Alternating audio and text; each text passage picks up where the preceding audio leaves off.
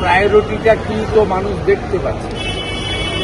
কলকাতাতে এত বড় বিপর্যয়ের পরে বাড়ি থেকে বেরোননি, একটাও মৃত পরিবারের সঙ্গে 12 জনের সঙ্গে কারোর সঙ্গে দেখা করেনি। ওনার একজন মন্ত্রী আছে যিনি 50% লোককে উর্দুতে কথা বলাতে চান, তিনি একজনের বাড়িতে গেছেন। নাটকবাজি লোক জানে না। উনি এখানে নাচবেন বলে রেড রোডে, সেই জন্য তার প্রায়োরিটি 1 ছিল নাচতে হবে। টালিগঞ্জের কিছু চটি চাটাকে নিয়ে নাচতে হবে। কিছুজনকে জোর করে এনেছে, আর কিছুজন সেবা নিতে উচ্ছিষ্ট গ্রহণ করতে। মুর্মুর রক্ত যদি ভুয়ো হয়ে থাকে তাহলে আমার বলার কিছু নেই। তৃণমূলের এই যে আদিবাসী প্রেমটা আদিবাসী প্রেম কি আদিবাসীদের জন্য কি করেছে? সবসময় বলছে তো আদিবাসী পিটিয়ে মেরেছে ডাক্তার সোরেনকে দেবরাত, আবগারি পুলিশ। সুবল সোরেন মারা গেছে, তার যোগ্য শিক্ষকের চাকরিটা কেড়েছে। পুরুলিয়ার পাহাড়ের পর পাহাড় বেচে দিয়েছে। 30,000 মূলত আদিবাসী আর নেপালি যারা চা বাগানের শ্রমিক, তাদের কেরালা এবং আসাম যেতে বাধ্য করেছে। বড় বড় কথা বলছে। খগেন মুর্মুর যে রক্ত, এই রক্তে প্রায়শ্চিত্ত মমতা ব্যানার্জিকে করতে হবে কয়েক মাস। উনি কবে সত্যি কথা বলেছিলেন? আমাদের রাজ্যের মুখ্যমন্ত্রী কবে সত্যি কথা বলেছিলেন? ওনার মিথ্যা কথা বলাটা স্বভাবে পরিণত হয়েছে এবং মিথ্যাশ্রী পুরস্কারের একমাত্র যোগ্য মুখ্যমন্ত্রী।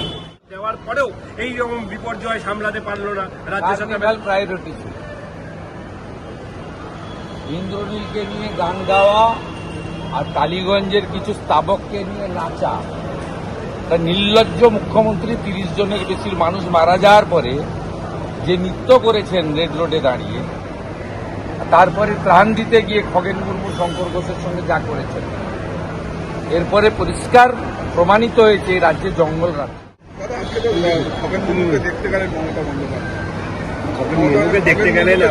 তার উত্তর আমি হসপিটালের সামনে দাঁড়িয়ে দিয়েছি। ওনার এখানে হাড় ফ্র্যাকচার হয়েছে, আজকে স্ক্যান রিপোর্টে। ওনাকে 4 সপ্তাহ ওখানে রাখতে হবে হসপিটালে। ডাক্তাররা 6 সপ্তাহ টাইম নিয়েছেন। যদি না করতে পারেন ট্রিটমেন্ট করে, তাহলে এখানে অপারেশন করতে হবে। আর উনি কি বলেছেন জানেন? খগেন মুর্মুকে লাগলো কি করে? গোটা পৃথিবীর লোক দেখলো যে কারা মারল। বাংলাদেশের রোহিঙ্গার বাংলাদেশি মুসলমান যারা কোচবিহারে আমার উপর মেরেছিল, SIR এদের সবার নাম বাদ যাবে, এদের সমস্ত নাম বাদ যাবে। এরা ভারতীয় নয়। আর কালকে কলকাতা হাইকোর্টে পুলিশ ইনঅ্যাকশনের ভ্যাকেশন বেঞ্চে মামলা হচ্ছে। ST কমিশন কগনিজেন্স নিয়েছে। আর রাজীব কুমার আর জলপাইগুড়ির SP ব্যাগ গুছিয়ে রাখুক, স্পিকার ওম বিড়লা ওদেরকে টেনে নিয়ে যাবে এখান থেকে দিল্লিতে খুব তাড়াতাড়ি।